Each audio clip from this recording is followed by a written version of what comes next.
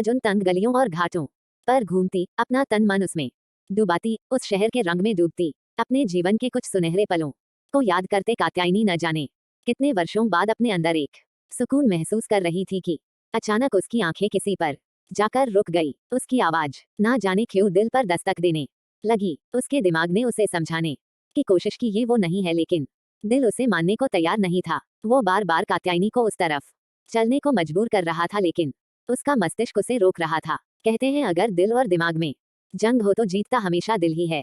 और ना चाहते हुए भी उसके कदम उसकी ओर बढ़ गए। आज 20 वर्षों बाद उसके सामने खड़े होकर वो अपने आप को संभाल नहीं पा रही थी। ऐसा लगा जैसे उसे कोई धक्का दे रहा हो जीवन के उन पन्नों को पढ़ने के लिए जिसे वो हमेशा फाड़ कर फेंक देना चाहती थी। उसने कभी नहीं सोचा था कि जीवन में कभी ये समय भी उसे देखना पड़ेगा। वो शब्द जैसे पिघले शीशे के समान आज फिर उसके कानों में गूंजने लगे। जितना दर्द शायद उस समय हुआ उससे लाखों गुना अब महसूस हो रहा था। बार बार उसके वो शब्द, तुम मेरे जीवन से चली जाओ कात्यायनी, मैं तुमसे प्यार नहीं करता, ये शायद सिर्फ एक आकर्षण था। मैं अपनी माँ के पसंद की लड़की से शादी करना चाहता हूँ, तुमसे नहीं। मेरे जीवन में अब तुम्हारा कोई स्थान नहीं। इन शब्दों को सुनते ही कात्यायनी जैसे शून्य में चली गई। उसके बाद उसने ना जाने क्या क्या कहा जो कात्यायनी को सुनाई ही नहीं दे रहे थे। सिर्फ उसका चेहरा देखकर ऐसे लग रहा था जैसे वो कुछ बोल रहा है। उसे ऐसा महसूस हुआ जैसे किसी गीले कपड़े को निचोड़कर सारा पानी निकाल लेते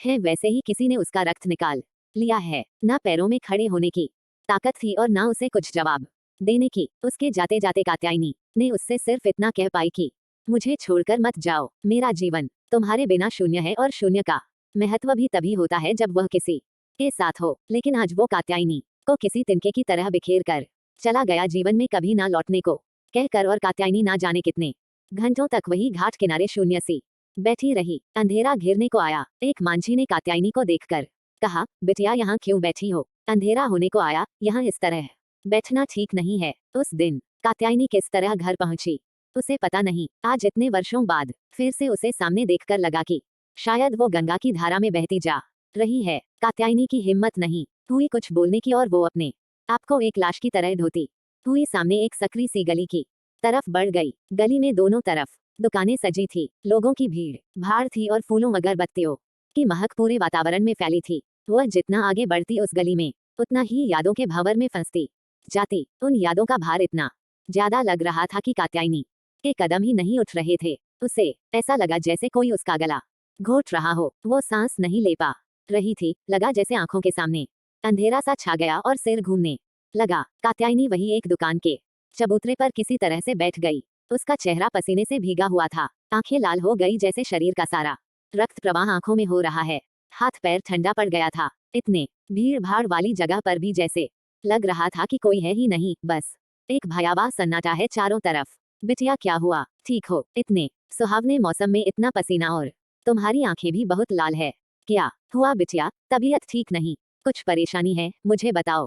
कात्यायनी ने देखा एक बूढ़ा सा व्यक्ति उसके बगल में खड़ा है और उसके सिर पर हाथ फेर रहा है और उसके चेहरे पर एक अद्भुत चमक है। उम्र लगभग 80 के ऊपर ही लगती है। कपड़े इतने साफ की लगता है अभी धुल कर पहने हो। उसके सिर पर हाथ फेरने से कात्यायनी बच्चों सी बिलख पड़ी। वो बूढ़ा वही कात्यायनी के पास बैठ गया। बोला, बिटिया क्या बात है? बताओ तो, हो सकता है मैं तुम्हारी कुछ मदद कर सकूं। नहीं बाबा, मेरी कोई मदद नहीं कर सकता, आप जाइए, मैं ठीक हूँ। बिटिया, बाबा भी कहती हो और बोलती हो आप जाइए। अपनी बिटिया को ऐसी हालत में कैसे छोड़ कर जा सकता हूँ? एक बार मुझे बताओ तो क्या बात है? तुम्हें देखकर लगता है बहुत तकलीफ में हो। उस बूढ़े व्यक्ति के बार बार पूछने पर कात्यायनी ने सारी बातें उसे बता दी। बूढ़ा व्यक्ति बड़े धैर्य के साथ सुनता रहा और मुस्कुरा कर बोला, बिटिया तुम्हारी परेशानी का हल तो तुम्हारे पास ही है।